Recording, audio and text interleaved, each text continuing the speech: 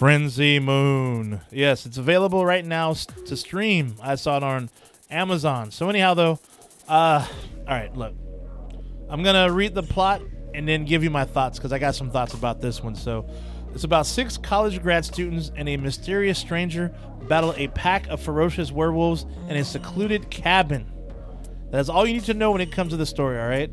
Now, dude, I hope to God they didn't make this movie I hope they didn't try and be too serious about this movie because this movie was crazy, dude. I mean, it's one of those so bad it's good, I guess you could say. I mean, you can't go into this taking it too seriously because there are definitely practical effects for sure, but it's people dressed in werewolf costumes, and you could tell, dude. I mean, oh my God. They look like a mix between like a wet dog and maybe a wolf, I guess. I don't know. But you could totally tell something was in a suit that someone was walking inside of. Yeah.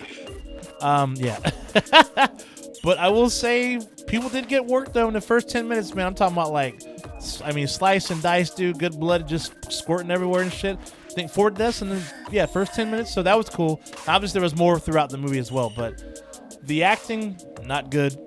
But it kind of worked because the movie itself is cheesy anyhow. You know, this is like one of those, like, cheesy-ass B-horror movies you would rent back in the day at like one of those shady rental stores. Not even Blockbuster would have this. It'd be one of the shady rental stores or your local rental store, you know, that you'd have, and where, you know, they'd only have like that one copy, but you tell your friends about it because, you know, it was just so crazy and they couldn't wait to, you know, you just couldn't wait to let them know about it. You know, it was one of those copies that would actually, you know, would get burned out and you have to wait for another one to come out because everyone was trying to get it because you heard about it. Dude, the werewolves look so bad. Oh, I'm sorry. Oh, God. There were even scenes, dude, where like when one dies, right? I think this had to have been an accident, I guess, editing-wise, though, but one of the claws falls off, though, dude, on screen. I was like, uh-oh, was that an accident? Plus, I'm just not used to seeing wolves in the daytime normally. I mean, you know, normally, at least I'm used to them being naked, you know, and back to human with no recollection of what they were, you know, the night before. But I know, like, you know, they roam through the day as long as, you know, I guess there's some form of the moon out. But just still kind of strange, though, seeing them out in the daytime just walking. And it kind of doesn't hide the flaws as well, you know, when you see them walking in a fucking suit. But anyways, and the music and some of the scenes, dude, just did not fit. It just sounded out of place, dude. But anyway, I gotta get back to the actors, though. I mean, I will say there was a scene where this one chick got, like, locked into, like, this outdoor bathroom. And the werewolf was, like, on the outside trying to get in. And, you know, she's, like, got it locked. And, you know, banging the doors and shaking it. And she's all screaming and stuff. And, you know, it's just, the thing is, the scene dragged on for way too long, dude. And the thing about, there wasn't much going on except for her screaming, then cut to the door. Then her screaming, then cut to the outside of the werewolf, right?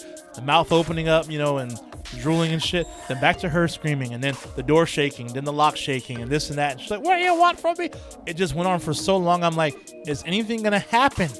It was so bizarre, dude, but hey, it is what it is, though. And then there's this another weird-ass scene, dude, where 2 of the girls who hate each other, there's 3 girls and 3 guys, all right, when it comes to this movie, who are in the cabin together, okay? And also this other guy. But anyways, though. Yeah, so there's a scene, though, where it's got the 3 guys sitting at the table chilling, right? And 2 of the girls who hate each other for some reason start randomly dancing for these guys, though. And I guess it was a sexy dance, but they're fully clothed, dude. And the dancing they were doing I don't know what the fuck they were doing, dude. It was bizarre. But the guys are like, wow, this is cool. We're getting a free dance. It just didn't look right. Not saying they should have been naked or anything, but it was just weird because they were fully dressed and they were doing like this, like, I don't know what kind of fucking dance it was, dude. It's something, it's a sight to behold because you're sitting there watching like, what the fuck is this and why is this thing even here? It was just weird, fucking bizarre. It was more bizarre than the wolves, man, that made no sense. I'm serious, dude. This fucking movie, dude. just go into it knowing if you're gonna watch this, it's cheeseball city, all right? Cheeseball city. And also another thing I gotta actually add to you, though. There's a guy, this random dude they find who's supposed to be like this stinky guy, right? But then when they take off the mask he was wearing, he looks clean as fuck, dude. But anyways, and he's the only one with a gun and this and that, and I don't know. It's just, oh, brother. Oh my God, this movie, dude, it's a mess. But like I said, this is one of them where like actually you could just you watch it with a friend and just laugh your ass off, though. So I mean, it's not that expensive. I think I only pay like $3 or $4 for it. So, you know, it's a cheap date. You know, just bring some homies over and watch it on a night where you're not doing too much. But yeah, it is what it is, though. It's definitely a B horror movie, dude. A B, maybe even a C horror movie, though. But yeah, it's a B horror movie. I'm kidding. But yeah, it's still worth watching because you'll laugh your ass off. And like I said, there's plenty of cool like slicing and shit, dude, and werewolf action. But it's just, man, oh my god. But yeah, it is what it is, though. But just going in and knowing that, though. So like, just going into it, just enjoy yourself. But my recommendation, though, so it's not a werewolf one. It's actually a vampire one. But it's a really great B horror movie, though, from the 80s that I loved as a kid, dude, called Fright Night. This came out in 1985. It sees a teenager believing that the newcomer in his neighborhood is a vampire.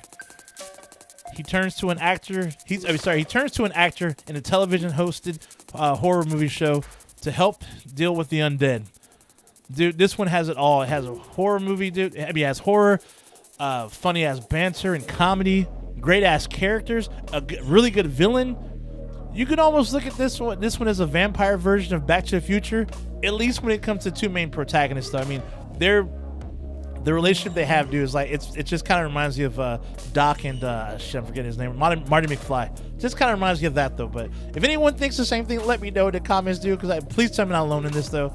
Just think about it. I think you'll kind of feel me on that one. But yeah, check it out, though. It's available on YouTube, though. That is a fun-ass movie, dude. Actually, not too long ago, I bought the steelbook of that one, dude. Shay Nasty, dude. It's a pretty awesome one, too. But anyhow, though, yeah, that's all for today.